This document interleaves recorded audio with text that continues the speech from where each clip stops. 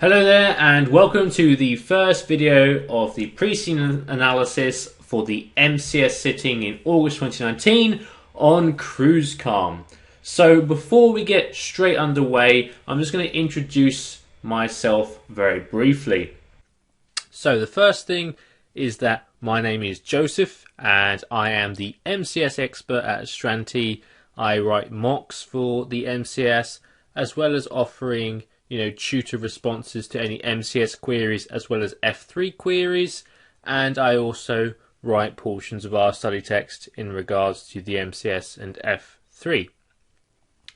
So that is my sort of background. I've been working with the MCS for around 2.5 years now. It's quite a few sittings so far, and I've had a lot of sort of knowledge around this kind of level for a number of years now before I took over as the MCS expert at Astranti. So you can find sort of sneak previews and video clips surrounding the MCS and exam success in the case study at my Facebook page, which is sort of shown at the bottom. If you search that, you will find all kinds of clips on a weekly basis regarding the MCS, even when there isn't a pre-scene around yet. We look at some examiners' reports. Okay, so besides that, what actually is the pre-scene? Well, it's a video series first and foremost in this analysis. We go section by section, covering each page in as much detail as you'll ever be required to do. It's very speculation based, but ultimately we're using our P2 and E2 theory in sort of the page, like the wordy sections of the pre-scene to pull out all the relevant points, as well as applying F2 to our numerical information in the financial section. So the key points: industry guidance and how that relates to the company, and also we apply the business models. This is done mostly in the strategic analysis, but there will be mention in each section when it's particularly relevant. We talk about extensively the likely exam issues based on applying all this theory as we go through. So there will be hints to you and sort of key focus points for you to pick up on as we go through. There's also, these sort of standout exam hints and tips that we do come across. Like there are some that we're speculating on, and there are others that are just huge indicators that I will 100% point out to you, sort of the given questions that will definitely turn up in one of the variants. And potentially that variant is yours.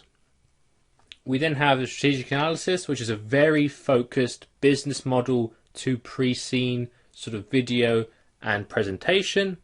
And we have the top 10 most likely issues, which follows up all this information with essentially the top 10 problems that are likely to come up in the exam, with the top 1 to 4 being almost a guarantee that they will be, definitely there. We have a pretty good success rate. I believe in the past 5 sittings we have scored about 7.5 correct issues in the majority of the different variants. So with that in mind, you can have a lot of confidence in our sort of guesswork and speculation.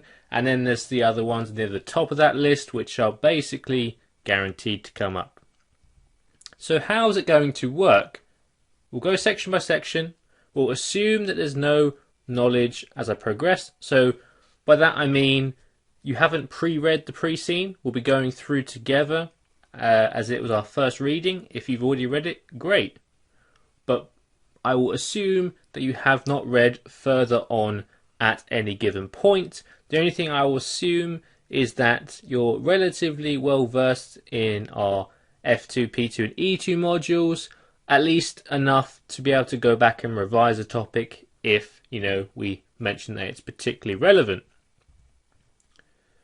What I suggest throughout this series is that you read a section and make notes just before you watch it or just after you watch the section, and this will mean that you can compare and contrast with my speculations and sort of inputs and this will give you the biggest and most well-rounded exam prep you can possibly get. So very much go with that. It's very, very useful.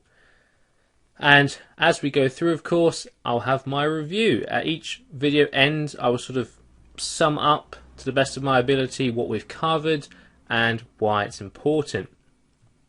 And of course, the last two products, we'll be going through a full strategic analysis and the top 10 issues, which are pretty straightforward as we discussed in the previous slide. So, without further ado, you will now cut to the current MCS pre-scene for you to get stuck in with. Now, with that said, this first video is going to cover the first 6 or so pages. We'll begin with the introduction and then we'll stop at the history section for video 2. So each video is going to go through this document without that prior knowledge. If you remember, every sort of video will be an iteration on our knowledge, and we'll go through each section as it comes. So without rambling on too much, let's get underway with the introduction. Now, the first thing I love to point out on this first page, there's always a little introduction, is that we typically see the whole case as the foundation for the unseen material that we get in the exam, and that's ultimately what we're asked to respond to. However, in regards to the actual case, this introductory page is the foundation for the case. So it's actually a very, very useful page, and it might seem quite small and not very important at this point, but believe me, as we go through it, we can get a lot from this. So the first thing that we see is that Cruisecalm is a quoted company. So they are on the stock market, and this brings about a number of regulations, first and foremost, that they will have to adhere to, a lot of information that needs to be disseminated for those regulations, but also it means that we have quite a high sort of influence from our shareholders. We have to keep them happy as our key stakeholders, and ultimately this is going to be in regards to dividends, etc., wealth creation for those investors. So investor relations are going to be quite important, and it means we're going to need to try and keep growing.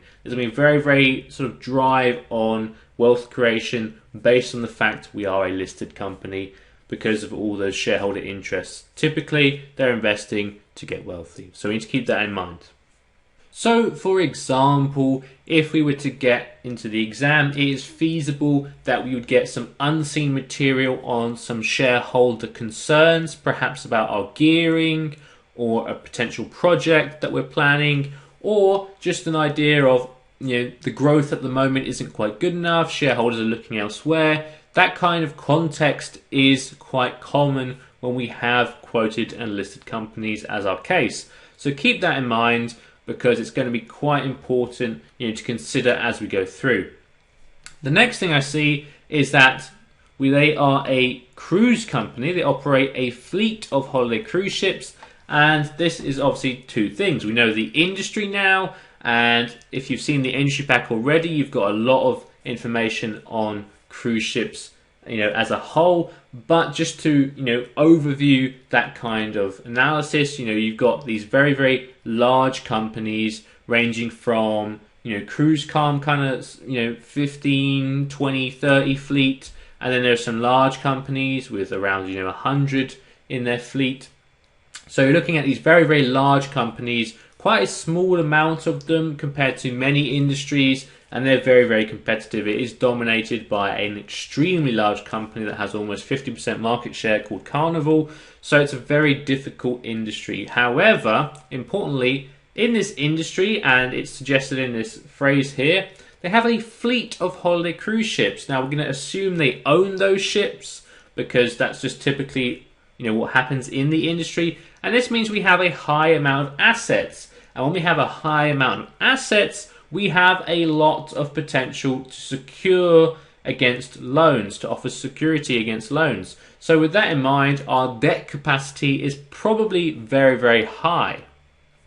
We are also told that Cruisecalm is based in a city called Portaro. in Norland. So that's our fictional country.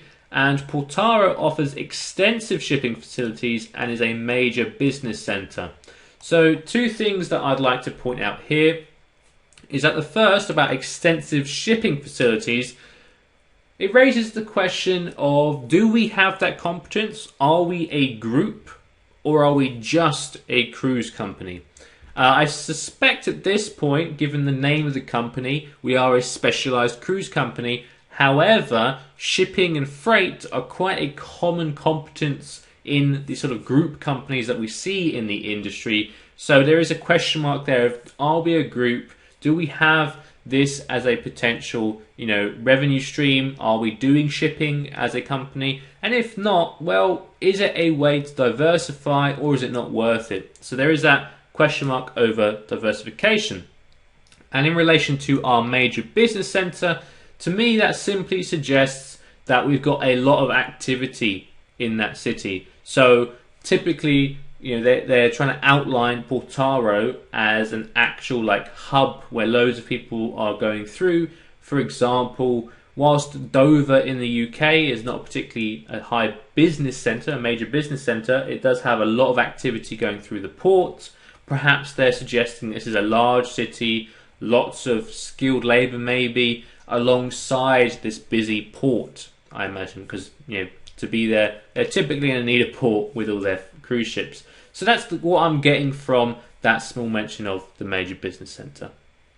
And just a second before we move on forwards, I did forget to mention, it's very typical for me to suggest that you make your own notes as we go so that we can compare them at the end of the videos. Now, typically I can't do that with you, but it is very, very good because it is very subjective, a lot of these aspects. I mean, we all, hopefully know very much the F2, P2, E2. However, how that what kind of inferences we pull from different terminology may differ from person to person. There are some, there's not really a wrong answer in many cases. However, with that in mind, just take your own notes as we go through and you'll get the most from these videos as possible because you can compare against what I've suggested and have, an ultimate set of notes that are fantastic.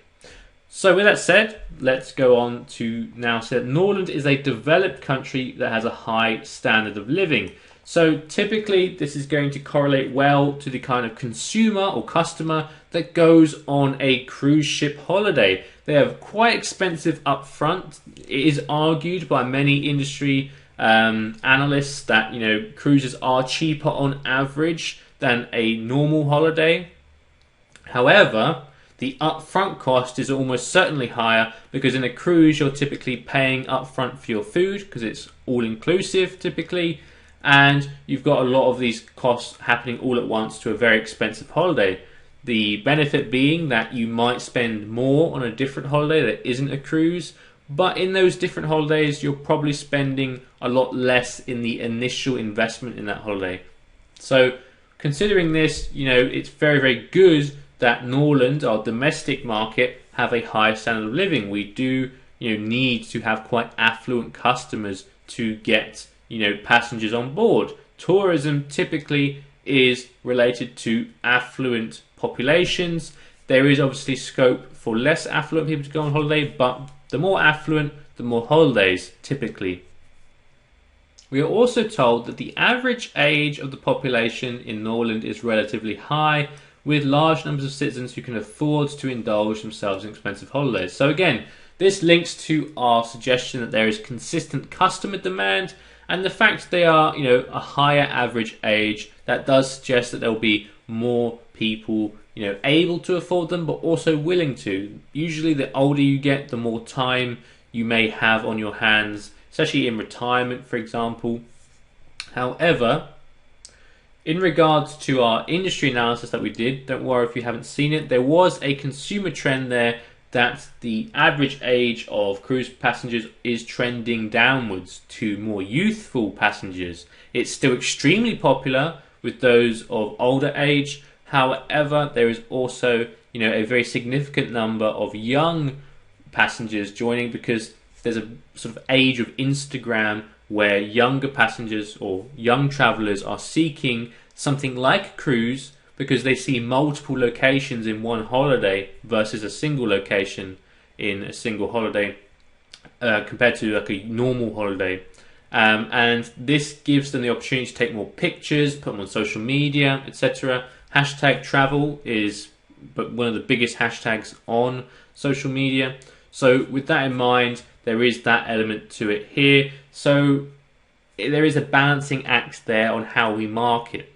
We have a higher average population, but the industry is trending to accessing more young passengers. So we need to have a think about how that might translate to a marketing approach. For example, we don't want to spend all our budget on a new social media campaign because it's less likely that the older population will be on something like Instagram or Facebook, whereas the young passengers will. But if those young passengers are only 20% of our customers, it doesn't make sense to put all of our money into a social media marketing campaign. So we have to consider what the best approach to our marketing is, given those two sort of dynamics. So with that said, we can now see that Norland's currency is the N dollar, and that's quite a small phrase, but it's very, very important. This means that we are potentially subject to exchange rate risk.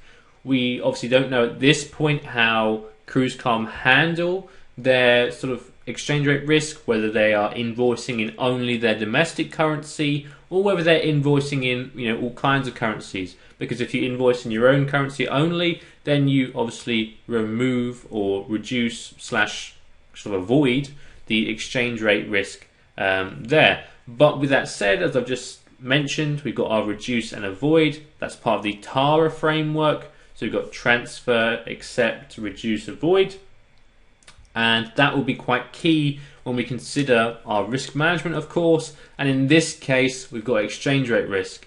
Now, one thing we should mention is that if they do not, fully remove or, get rid of the risk in exchange rate, so if they're invoicing in several currencies, then we do need to go through that process of TARA. And a typical sort of suggestion is that invoicing in domestic currency only, or the alternative to reduce risk is to take out options and swaps, etc.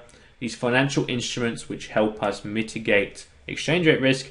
You don't need to explain how they work per se, but mentioning them will get you some marks if this comes up as a topic. So just keep that in mind.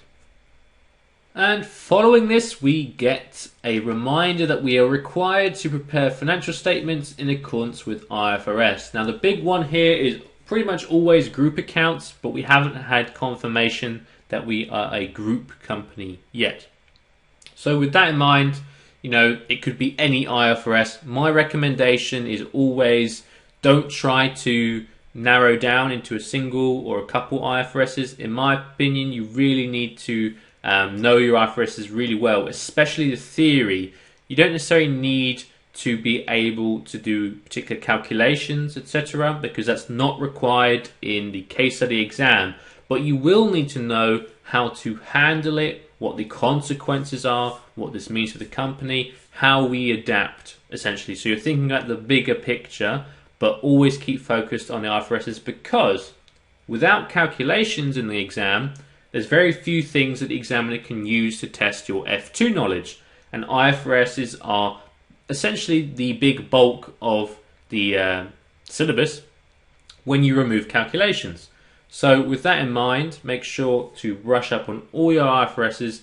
Perhaps leases might come up, maybe some activity entertainment kind of machinery, equipment, like a rock wall, for example, that may be present on the cruise ship to entertain guests. Will they want to own a rock wall permanently?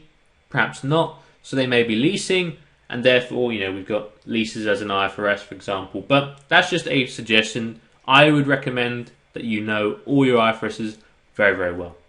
Finally, we are told that we are a financial manager in Cruisecalm's head office. That's pretty standard. That's what we expect. And it's just the standard MCS reminder that we are a management accountant now. And essentially, what does that mean? So we're reporting to a senior financial manager, and who then reports directly to the finance director.